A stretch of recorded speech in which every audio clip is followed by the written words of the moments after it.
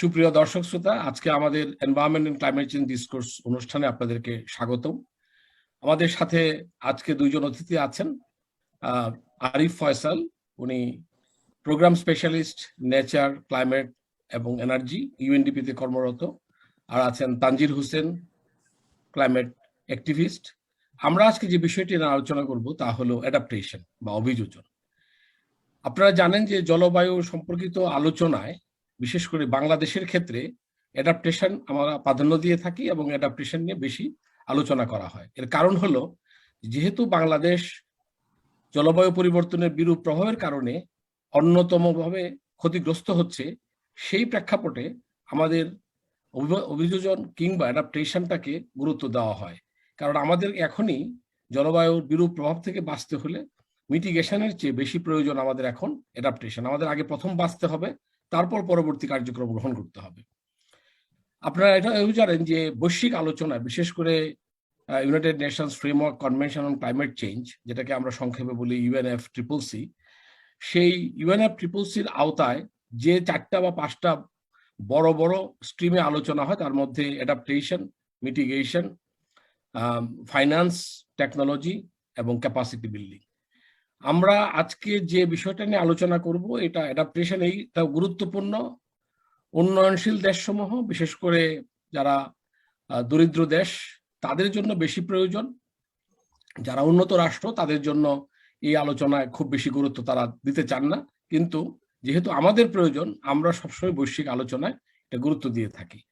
আমাদের অতিথির কাছে প্রথমে আমি যাব আরিফ ফয়সালের কাছে। আরিফ ফয়সাল, অ্যাডাপ্টেশন কিভাবে আমাদের এই ইউএনএফসিসিতে আসলো এবং পরবর্তী পর্যায়ে আমরা বাংলাদেশের পক্ষ থেকে অ্যাডাপ্টেশনের গুরুত্বটা কিভাবে দিচ্ছি, এই আলোচনায় জনাব আরিফ ফয়সাল। ধন্যবাদ জনাব মঞ্জুর হান্নান খান আমাকে সুযোগ দেওয়ার জন্য। আপনি যেহেতু বৈশ্বিক পরিসরে আসলে অ্যাডাপ্টেশনের গুরুত্ব কি এবং এটা ইউএনএফসিসির ইন্টারন্যাশনাল প্রসেসে কিভাবে এসছে সেটা নিয়ে আমি একটু বিস্তারিত বলতে চাই। আপনারা জানেন কনফারেন্স অফ পার্টি 13 বালি অ্যাকশন প্ল্যান 2017-7 সালে ইন্দোনেশিয়ার বালিতে বালি অ্যাকশন প্ল্যান হয়েছিল। সেখানে মূলত 5টা বিল্ডিং ব্লক নিয়ে কথা হয়, যে adaptation, mitigation, technology development and transfer এবং ফাইন্যান্স। এই 4টা বিল্ডিং ব্লকের ভিত্তিতে প্রথম অ্যাডাপ্টেশন নিয়ে বিস্তারিত রূপরেখা তৈরি হয়। তারপরে যখন COP16-এ আমরা যাই কানকুনে, মেক্সিকোর কানকুনে, এটা ডিসেম্বর 2010 সালে হয়, সেখানে একটা কানকুন অ্যাডাপ্টেশন ফ্রেমওয়ার্ক হয়, যার উদ্দেশ্য ছিল মূলত মধ্য এবং দীর্ঘমেয়াদী অ্যাডাপ্টেশন নিডসটা কি, আমাদের অভিযোজন কেন প্রয়োজন, কিভাবে করতে হবে, এটার একটা বিস্তারিত কানকুন অ্যাডাপ্টেশন ফ্রেমওয়ার্কে বিস্তারিত রূপরেখা দেওয়া আছে। তারপরে যখন আমরা COP17 ডারবানে গেলাম সাউথ আফ্রিকাতে ডিসেম্বর 2011-এ, সেখানে ন্যাপ কিভাবে তৈরি করতে হবে, জাতীয় অভিযোজন পরিকল্পনা কিভাবে তৈরি করতে হবে, সেটার জন্য লিস্ট ডেভেলপ কান্ট্রির একটা এক্সপার্ট গ্রুপ আছে, তারা একটা টেকনিক্যাল গাইডলাইন করে।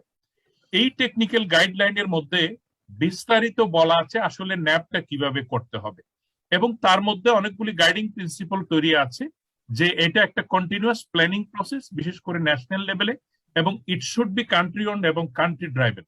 এটা কোনো প্রেসক্রিপটিভ জিনিস না, অথবা ওয়েস্টার্ন কান্ট্রি একটা প্রেসক্রিপশন দিয়েছে আমাকে আপনি এভাবেই করেন, এরকম না।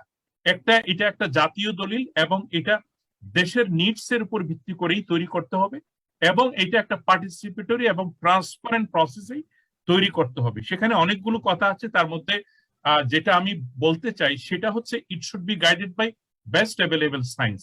এবং সম্প্রতিকালে আপনারা দেখেছেন আইপিসিসি 6th অ্যাসেসমেন্ট রিপোর্ট বের হয়ে গিয়েছে, এবং সেখানে টেম্পারেচার কিভাবে বেড়ে যাচ্ছে এবং আগের যে প্রেডিকশন সবগুলোই কিন্তু ছাড়িয়ে গিয়েছে, এবং সেটা কিভাবে করতে হবে, বিশেষ করে vulnerable country, vulnerable ecosystem, vulnerable community, এগুলোকে কনসিডার করতে হবে, এবং it should B gender sensitive.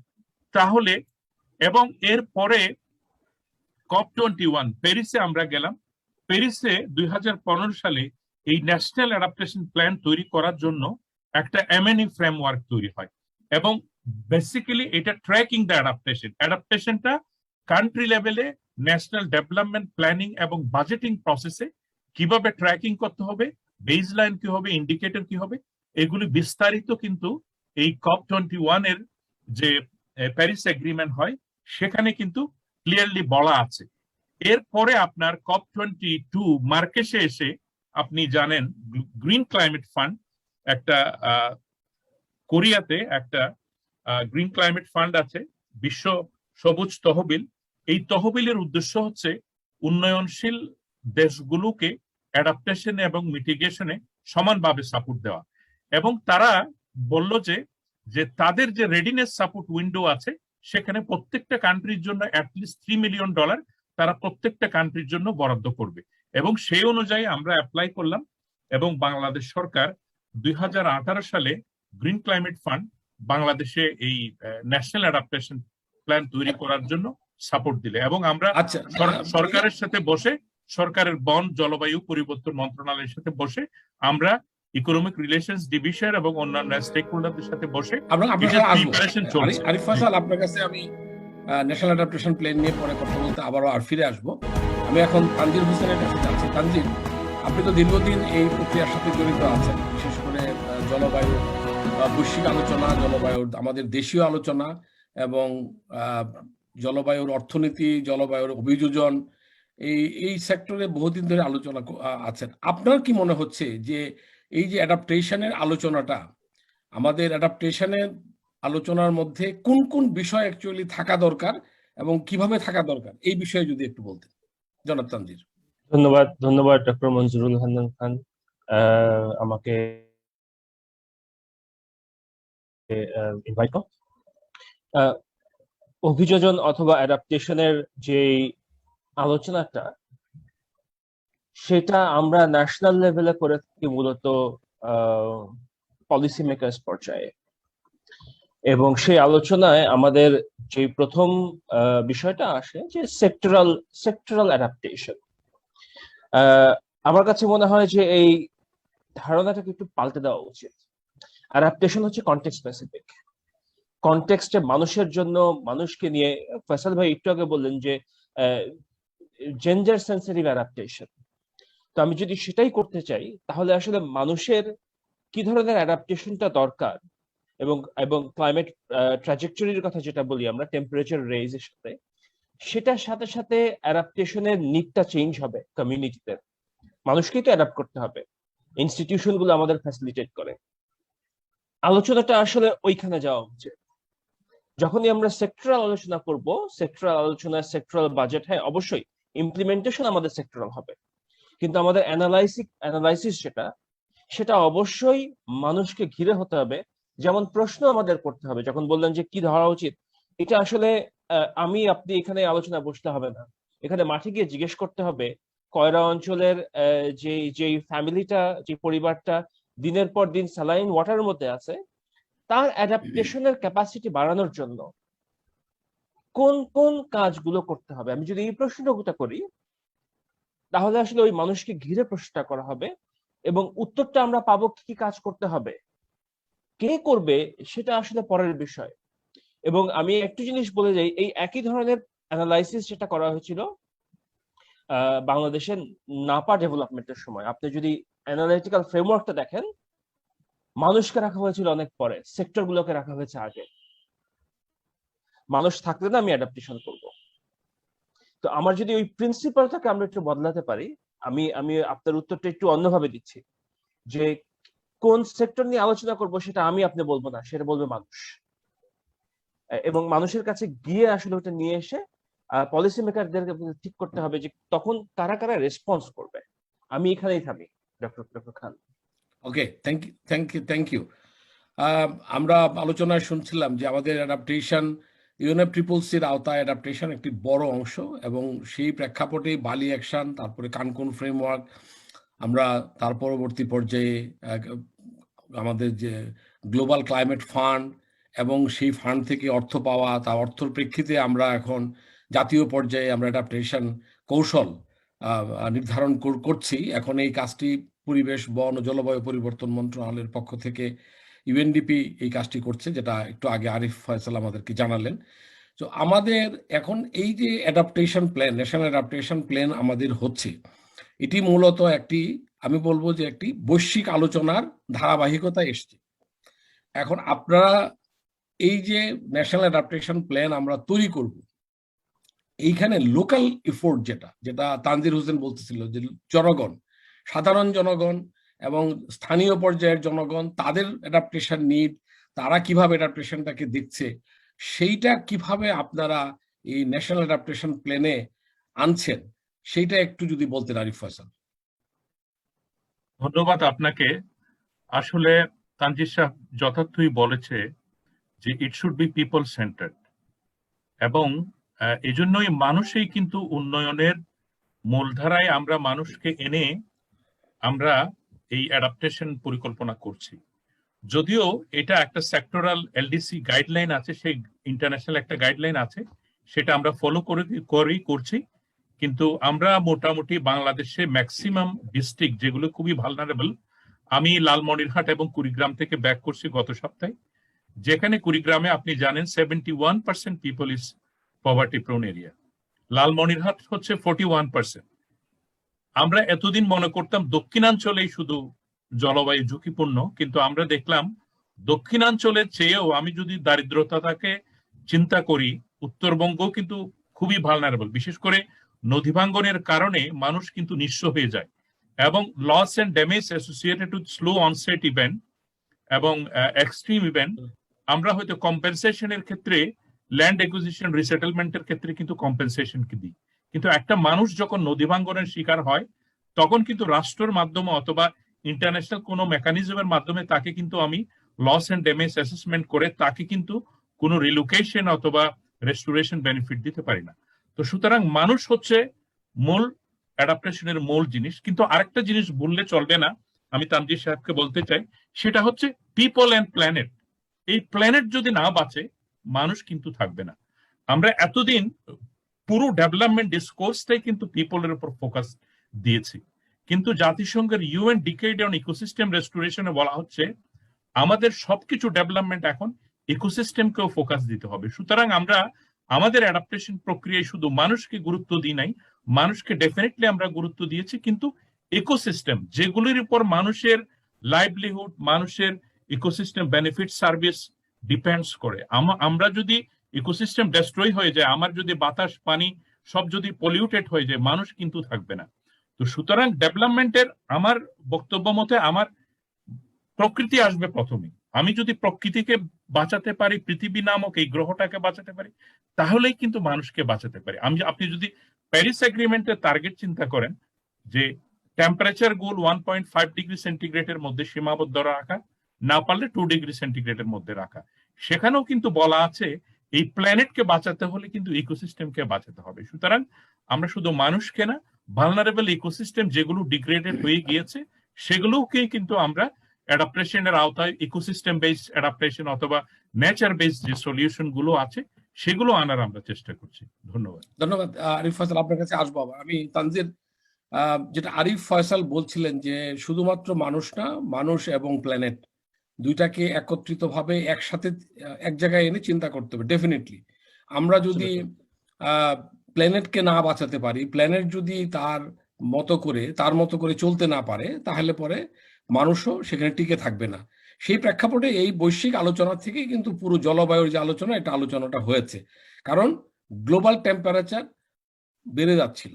এই যে পৃথিবী যে উষ্ণায়ন হচ্ছিল, পৃথিবীর উষ্ণায়নের কারণে পৃথিবীর ইকোসিস্টেমের উপরে, প্রাণীর উপরে, উদ্ভিদের উপরে, মানুষের উপরে এক ধরনের বিরূপ প্রভাব তৈরি হচ্ছিল। সেই বিরূপ প্রভাবের বহিঃপ্রকাশ ঘটেছে বিভিন্ন ডিজাস্টারে, সেটা ঝড় ঝঞ্ঝা, বন্যা, হিট ওয়েভ, কোল্ড ওয়েভ, বিভিন্নভাবে প্রকৃতি তার এটাকে প্রকাশ করেছে। এবং যে কারণেই আমাদেরকে আজকে আমরা আলোচনা করতেছি যে কিভাবে দুইটা স্ট্রিমে, একটা হলো অ্যাডাপ্টেশন অর্থাৎ অভিযোজন করা এই সমস্যাগুলির সাথে, আরেকটা হলো কিভাবে মিটিগেট করা, কিভাবে আমরা আমাদের পৃথিবীটাকে রক্ষা করতে পারি।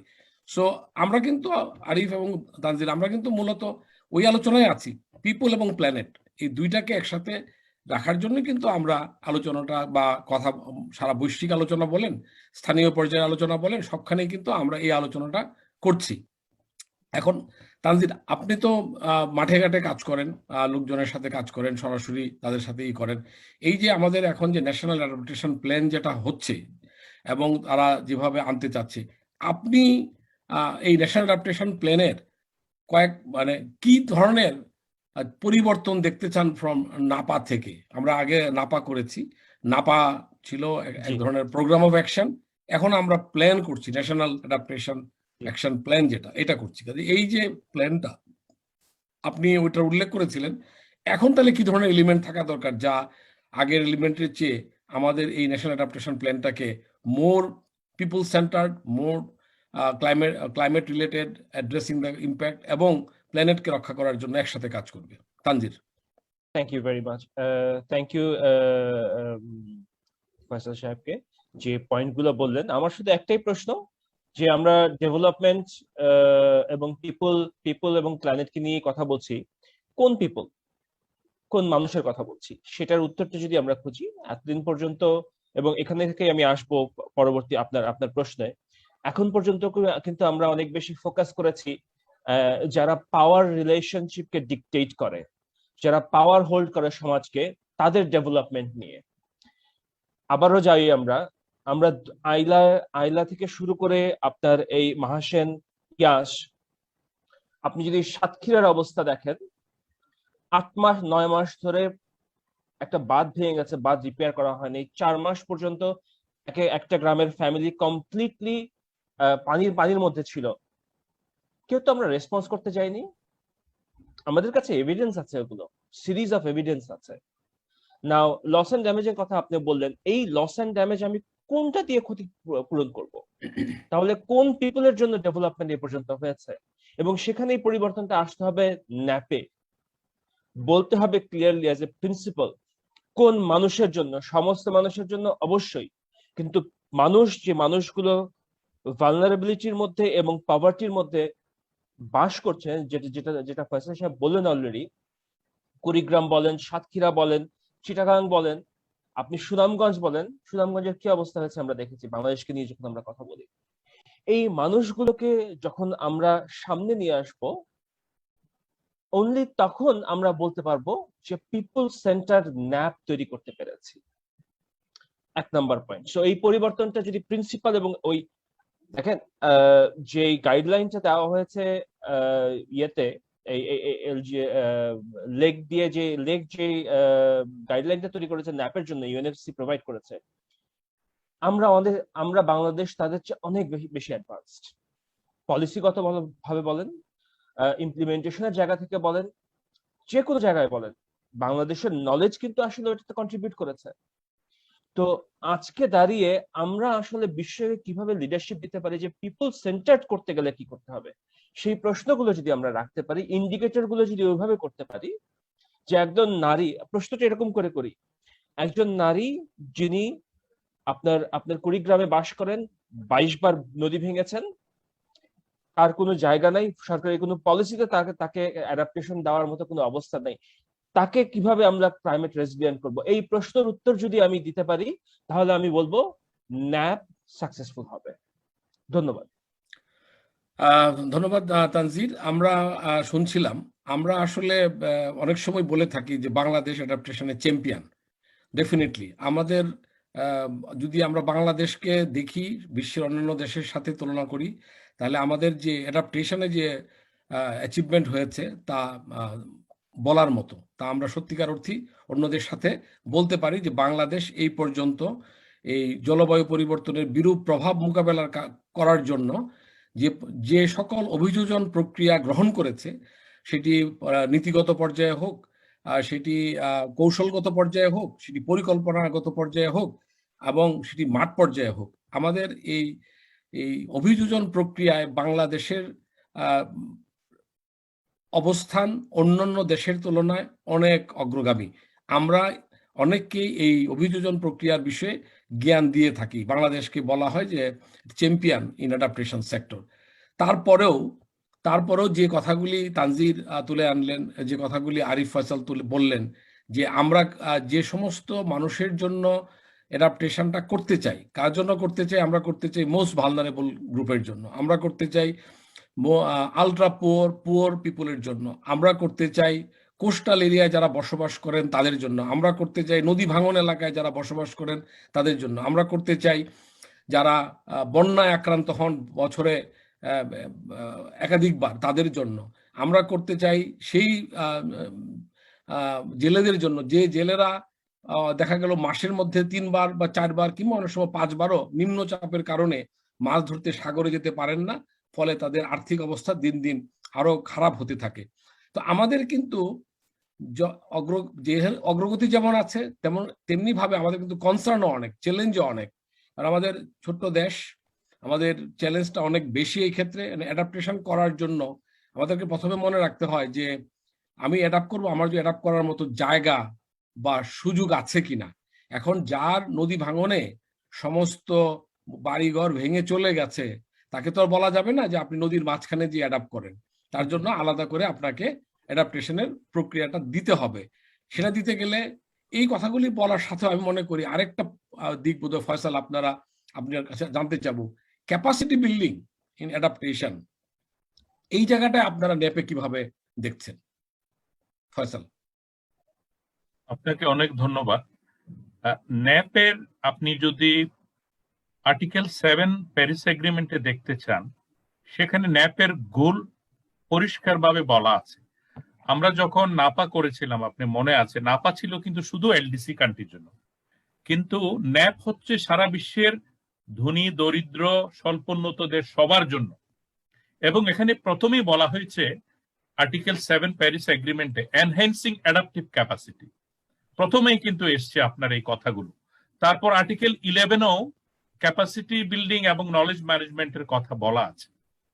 তাহলে আমরা ন্যাপে আসলে ক্যাপাসিটি বিল্ডিং একটা অ্যাকশন প্ল্যান আমরা তৈরি করেছি। আপনি জানেন ন্যাপের বিশদ ডকুমেন্ট, ন্যাপের প্রত্যেকটা sectoral economic assessment, financing assessment, তারপর ভালনারেবিলিটি অ্যাসেসমেন্ট, এগুলো করা হচ্ছে। আমরা প্রায় 16টা ওয়ার্কিং পেপার তৈরি করছি। তার মধ্যে ক্যাপাসিটি বিল্ডিং অ্যাকশন প্ল্যান একটা তৈরি হচ্ছে, নলেজ ম্যানেজমেন্ট অ্যাকশন প্ল্যান একটা তৈরি হচ্ছে। আপনি জানেন যে বাংলাদেশ সরকার বন, পরিবেশ এবং জলবায়ু পরিবর্তন মন্ত্রণালয় strategic program for climate resilience তৈরি করেছিল 2012 সালে। পিপিসিআর এর আন্ডারে ক্লাইমেট ইনভেস্টমেন্ট ফান্ডে তখন একটা ক্যাপাসিটি বিল্ডিং অ্যাকশন প্ল্যান তৈরি হয়েছিল।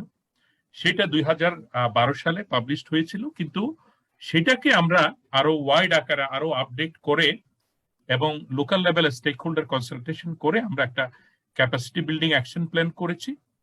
আপনি দেখবেন বাংলাদেশ সরকার এবং বিভিন্ন দাতা সংস্থা এবং বাংলাদেশ সরকার নিজে প্রচুর অর্থায়ন করেছে, বিশেষ করে ক্যাপাসিটি বিল্ডিং এ, কিন্তু ক্যাপাসিটি বিল্ডিং ট্র্যাকিং মেকানিজমটা বাংলাদেশে নেই এই পর্যন্ত। আমি কতটুকু লোককে ট্রেন করলাম সেটা আসলে একটা, আমরা বলি এটিএম, অ্যাডাপ্টেশন ট্র্যাকিং মেকানিজম।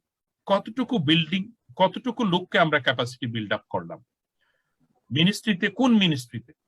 কিন্তু আমি মনে করি এখনো ন্যাশনাল লেভেলে ক্যাপাসিটি বিল্ডিং যেটা তৈরি হয়েছে সেটা অন্যান্য পার্শ্ববর্তী দেশের তুলনায়, আপনি আগেই বলেছেন, অগ্রগামী। কিন্তু লোকাল লেভেলে ক্যাপাসিটি বিল্ড আপ করা খুবই দরকার এখন।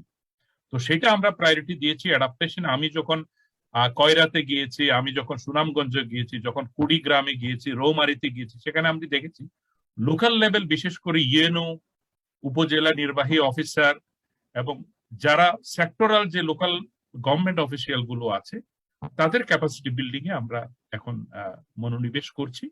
আমরা আরেকটা প্রজেক্টে এলডিসিএফ লিস্ট ডেভেলপ কান্ট্রি ফান্ডের আন্ডারে, আপনি জানেন, একটা $5.7 মিলিয়ন একটা প্রজেক্ট বাস্তবায়ন করতে যাচ্ছি আমরা। সেখানে বাংলাদেশে যে 33টা অ্যাগ্রো ইকোলজিক্যাল জোন আছে, এই অ্যাগ্রো ইকোলজিক্যাল জোনগুলোর জন্য আমরা লোকাল অ্যাডাপ্টেশন প্ল্যান তৈরি করছি parallelly. It should B local adaptation plan. কারণ আমরা যখনই সুনামগঞ্জ যাই তখন ডিসি মহোদয় বলল যে আসলে বাংলাদেশের শুধু দক্ষিণাঞ্চল না, প্রত্যেকটা এলাকা, আপনি যদি চিটাগাং হিল ট্র্যাক্টে যান, পার্বত্য চট্টগ্রামে যান, সেখানেও কিন্তু খুবই vulnerable. Rajshahi Barendra tract huge vulnerable country. তো সুতরাং স্পেসিফিক এলাকাকে আমি বলতে পারবো না এটা ভালনারেবল। সুতরাং যদি পারেন প্রত্যেকটা, আমার সাজেশন হচ্ছে প্রত্যেকটা ডিভিশনাল লেভেলে একটা লোকাল লেভেল অ্যাডাপ্টেশন প্ল্যান থাকবে, যেটা নেপাল অলরেডি তৈরি করেছে এবং তারা 50% বাজেট এলোকেশনই করছে হচ্ছে লোকাল লেভেল ডেভেলপমেন্টের জন্য। এবং এই ক্যাপাসিটি বিল্ডিং এর আরেকটা বিষয় হচ্ছে, আমরা যদি আজকে থেকে 10 বছর যদি পেছনে থাকাই, তাহলে কিন্তু আমার সাজেশন হচ্ছে প্রত্যেকটা ডিভিশনাল লেভেলে একটা লোকাল লেভেল অ্যাডাপ্টেশন প্ল্যান থাকবে, যেটা নেপাল অলরেডি তৈরি করেছে, এবং তারা 50% বাজেট এলোকেশনই করছে হচ্ছে লোকাল লেভেল ডেভেলপমেন্টের জন্য। এবং এই ক্যাপাসিটি বিল্ডিং এর আরেকটা বিষয় হচ্ছে, আমরা যদি আজকে থেকে 10 বছর পেছনে থাকাই, তাহলে কিন্তু আমাদের ন্যারেটিভ ছিল অন্য ধরনের। আমাদের ন্যারেটিভ ছিল আমরা vulnerable country, flood affected country, বন্যা খরায় একটা জর্জরিত দেশ, কিন্তু সেই বিষয় কিন্তু বাংলাদেশে আর নাই। বাংলাদেশের একটা অ্যাসপিরেশন আছে, আমরা 2031 সালে মধ্যমায়ের দেশের দিকে যাচ্ছি এবং 2041 সালে আমরা উন্নত দেশ পরিণত হব। তাহলে সেই বিষয় নিয়ে Bangladesh vulnerability to resilience, resilience to prosperity, সুতরাং আমরা প্রসপারিটির দিকে যাচ্ছি। সুতরাং আমাদের গ্লোবাল যে ডিপ্লোমেসি, আমরা মিনিস্ট্রি অফ ফরেন অ্যাফেয়ার্স এর সাথেও কাজ করছি। ডিপ্লোমেসি লেভেলে আমাদের প্রচুর ক্যাপাসিটি বিল্ডিং দরকার, কারণ প্রত্যেকটা ডিপ্লোমেট, প্রত্যেকটা অ্যাম্বাসেডর কিন্তু কান্ট্রিকে রিপ্রেজেন্ট করে। সুতরাং আমরা এখন এমফেসিস দিচ্ছি গ্রিন ট্রেড এন্ড ইনভেস্টমেন্ট। আমাদের কিন্তু future FDI, foreign direct investment কিন্তু বেসিক্যালি আমরা খুবই পোর। আপনি যদি ইন্দোনেশিয়ার সাথে আমরা কম্পেয়ার করি, আমরা পিছিয়ে আছি। সুতরাং ওই জায়গায়ও আমরা ক্যাপাসিটি বিল্ড আপ করছি। হ্যাঁ, ঠিক বলেছেন। আমরা হয়তো ভবিষ্যতে আমাদের অ্যাম্বাসেডর কিংবা আমাদের যে গ্রিন ইনভেস্টমেন্টের ওদিকে যাব। তো আমরা যেহেতু আজকে আলোচনাটা অভিযোজন পর্যায়ে রাখতে চাচ্ছি, আমরা তানজিরের কাছে ফিরে আসি। তানজির, এই ন্যাশনাল অ্যাডাপ্টেশন প্ল্যানে আপনি অন্তত 2-3টা বিষয় উল্লেখ করেন যেটা আমাদের জন্য খুবই গুরুত্বপূর্ণ, এবং যেটা ইউএনডিপি যেহেতু এই মুহূর্তে এটা তো প্রণয়ন করছে, আমরা যেন আমাদের পক্ষ থেকে এই যেটা মাঠে ঘাটে আপনি কাজ করেছেন, মাঠে ঘাটের অভিজ্ঞতা থেকে আপনার অন্তত 2টা বা 3টা গুরুত্বপূর্ণ বিষয় তুলে ধরেন, যাতে করে আমরা ন্যাশনাল অ্যাডাপ্টেশন প্ল্যানে নিয়ে আসতে পারি। ধন্যবাদ ডক্টর খান। প্রথম গুরুত্বপূর্ণ বিষয় হচ্ছে যে লাইভলিহুড অ্যাডাপ্টেশন। আমি যখন স্পেসিফিক করে বলতে যাব, একদমই লাইভলিহুড দেখতে কেমন হবে, লাইভলিহুডের সাথে মানুষের ডিগনিটি জড়িত। লাইভলিহুড যদি আমি 365 দিন যদি একটা মানুষের ইনকাম আমি নিশ্চিত করতে পারি। আপনি জেলের কথা বলেছেন, 2012 সালে আমাদের হিসাব আছে 120 দিন নষ্ট হয়েছে একজন জেলের, যে মাছ ধরতে যেতে পারেনি সিগন্যালের কারণে, এবং এরা কিন্তু লাইভলিহুড থেকে সরে এসছে। এখন ওই মানুষটাকে আমি কি লাইভলিহুড দেব যেটা তার ডিগনিটিকে রক্ষা করবে, 1 নাম্বার। 2 নাম্বার হচ্ছে যে এই মানুষগুলোকে আমার কোনো না কোনো ফর্মে শেল্টারের ব্যবস্থা করতে হবে, কিন্তু সেই ওই এক ঘরের মধ্যে 6 জন ফ্যামিলি, সেটা আসলে মনে হয় কোনোভাবেই ডিগনিফাইড না। সো শেল্টার, লাইভলিহুড খুবই ইম্পর্টেন্ট। এই মানুষগুলোকে খেতে হবে, ফুড সিকিউরিটি এবং ওয়াটারের সাথে আমি স্যানিটেশনটাকে যোগ করব। This are very basic minimum requirement, যেগুলো প্রতিদিন ইম্প্যাক্টেড হচ্ছে। আমরা লস এন্ড ড্যামেজেস বলি, আমরা অ্যাডাপ্টেশন বলি, এই যে নিড গুলো, মানুষগুলো যারা দারিদ্রতার মধ্যে বাস করছে, তাদের কিন্তু প্রত্যেক দিনের চাহিদা এগুলো। সো আমরা রাস্তা করি, ঘাট করি, সবই করি, তার আগে এই 3-4টা সেক্টর অবশ্যই আমাদেরকে সামনে রাখতে হবে। ফোর্থ কি ইম্পর্টেন্ট জিনিস আমি বলবো যে ফাইন্যান্সিয়াল অ্যালোকেশন। আমি ন্যাপ করলাম, টাকা আসবে কোত্থেকে?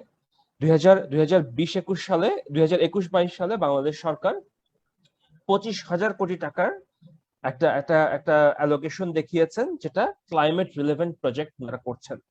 এর বাইরেও 34টা প্রজেক্ট আছে, পাইপলাইন প্রজেক্ট আছে, যেটা আপনার ডেল্টা প্ল্যানের। এর বাইরেও অনেকগুলো প্রজেক্ট আছে জিসিএফ এর পাইপলাইনের। আমার কাছে এই মুহূর্তে তথ্য নেই, বাট বাংলাদেশ সরকার অলরেডি বলেছেন।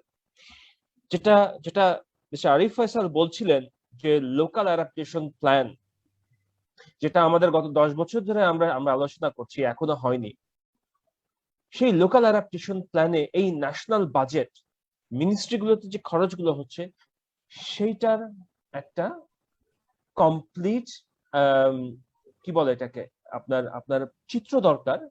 কত খরচ হলো, কত বিল ভাউচার গেল, এখানে জনগণের আপনার সম্পৃক্তি থাকতে হবে। অ্যাডাপ্টেশন প্রজেক্ট ইমপ্লিমেন্ট করছি মানুষের জন্য, মানুষের সাথে প্ল্যান করেছি আমরা আমরা আমরা ধরে নিচ্ছি মানুষকে সাথে নিয়ে প্ল্যান করা হয়েছে অলরেডি, কিছু এভিডেন্স অবশ্যই আছে, কিন্তু এটার বাস্তবায়ন এবং এটার ইফেক্টিভনেস দেখার জন্য মানুষকে আমার সম্পৃক্ত করতে হবে অবশ্যই অবশ্যই। তা না হলে আমি বলতে পারবো না যে অ্যাডাপ্টেশন প্ল্যান সাকসেসফুল হয়েছে। Okay, So, ধন্যবাদ এই তানজিদ। কয়েকটা আরিফ, আমি ধন্যবাদ তানজিদ। আরিফ, আপনার 30 সেকেন্ড, আপনি যদি শেষে কিছু বলতে চান। আরিফ। ধন্যবাদ। আমি খুব শর্টলি তিনটে কথা বলতে চাই। একটা হচ্ছে আমাদের নাপাটা ছিল খুব ফোকাসড এবং ইমিডিয়েট, কিন্তু ন্যাপটা আমাদের হচ্ছে যে প্রসপারিটি সেন্ট্রিক। আপনি জানেন বাংলাদেশ সরকার একটা মুজিব ক্লাইমেট প্রসপারিটি প্ল্যান করেছে। এখন কিন্তু মানুষের দারিদ্রতা আগের অবস্থায় নেই। আমি বলেছি আমরা যেহেতু একটা গ্রাজুয়েশনের দিকে যাচ্ছে, এলডিসি গ্রাজুয়েশন হচ্ছে, সুতরাং আমাদের সবকিছু মিলে আমাদের, কারণ আপনি যদি ক্লাইমেট ফাইন্যান্সের কথা ধরেন, ক্লাইমেট ফাইন্যান্সের শ্রিঙ্কিং ওডিএ কিন্তু নাই এখন। আমরা একটা স্টাডি করেছিলাম 2012 সালে, সেখানে বলা হচ্ছিল যে অনলি খুব tiny percent of amount is coming from climate finance এবং ওডিএ, সেটাও থাকবে না। বাংলাদেশ সরকার যথেষ্ট এখন সচ্ছল, যথেষ্ট সমৃদ্ধ। আমরা মনে করি সরকারের নিজস্ব ক্যাপাসিটি যেটা আছে সেটা এনাফ। আমরা যদি এই মুহূর্তে ইন্টারন্যাশনাল সহায়তা আগের মতো যে আমরা এটা নিয়ে রাস্তায় করব, জিন্দাবাদ করব, সেই অবস্থা এখন নেই। এবং ইন্টারন্যাশনালি কোভিড এর কারণে অনেকগুলো উন্নত দেশের অবস্থা এখনো খারাপ। সব দিয়ে বিবেচনা করলে আমরা যেহেতু পদ্মা ব্রিজের মতো একটা বড় মেগা প্রজেক্ট বাস্তবায়ন করছে, আমাদের যে এখন অর্থনৈতিক সমৃদ্ধি, এবং আমরা আশা করি সেটা আরো উত্তরোত্তর বৃদ্ধি পাবে। অর্থনৈতিক ভাবে বলেন, এটির স্থানীয় পর্যায়ে বাস্তবায়নের কথা বলেন, কিংবা আমাদের যে সমস্ত মানুষজনের সম্পৃক্ততার কথা বলেন, আমরা কোনো অবস্থাতেই স্থানীয় জনগণকে ছাড়া, সরকারের বিশেষ অনুদান বা বিশেষ সহায়তা, অর্থনৈতিক সহায়তা ছাড়া এবং কারিগরি জ্ঞান ছাড়া আমাদের এই জলবায়ু পরিবর্তনের বিরূপ প্রভাব মোকাবেলায় অভিযোজন করা যাবে না। যেহেতু বাংলাদেশ সরকার একটি জাতীয় পর্যায়ে পরিকল্পনা করছে, আমরা মনে করি যে বাংলাদেশ সরকারের এই পরিকল্পনায় আমাদের আজকের আলোচনার যে বিষয়বস্তু, বিশেষ করে স্থানীয় জনগণের সম্পৃক্ততা, স্থানীয় জনগণ কর্তৃক এই পরিকল্পনা তাদের নিডটাও তুলে ধরা, তারা কি চান অ্যাকচুয়ালি, কি চান এবং তারা কতটুকু সহায়তা পাবেন, এবং সহায়তা পাওয়ার বিষয়টা যেন একেবারে পরিষ্কার থাকে। আমরা আশা করি যে এটি যদি হয় তাহলে পরে আমাদের এই জাতীয় পর্যায়ের পরিকল্পনাটা বাস্তবায়ন করতে যেমন সহজ হবে, তেমনি আমরা অ্যাডাপ্টেশন চ্যাম্পিয়ন হিসাবে বাংলাদেশ যেমন নাম এখন পর্যন্ত করেছে, ভবিষ্যতে তার নাম সুনাম অক্ষুণ্ণ রাখবে এবং কার্যকরী থাকবে। সুপ্রিয় দর্শক শ্রোতা, আপনাদেরকে আজকের এই আলোচনা শোনার জন্য এবং দেখার জন্য ধন্যবাদ জানাচ্ছি। পরবর্তী পর্যায়ে আমরা হয়তো আবার অন্য একটি বিষয় নিয়ে এই অনুষ্ঠানে আলোচনা করব। আরিফ ফয়সাল, তানজির হোসেন, আপনারা আপনাদের সময় দিয়েছেন, যোগদান করেছেন, আপনাদেরকে বিশেষভাবে ধন্যবাদ। ধন্যবাদ সবাইকে ধন্যবাদ, আপনাদেরও ধন্যবাদ।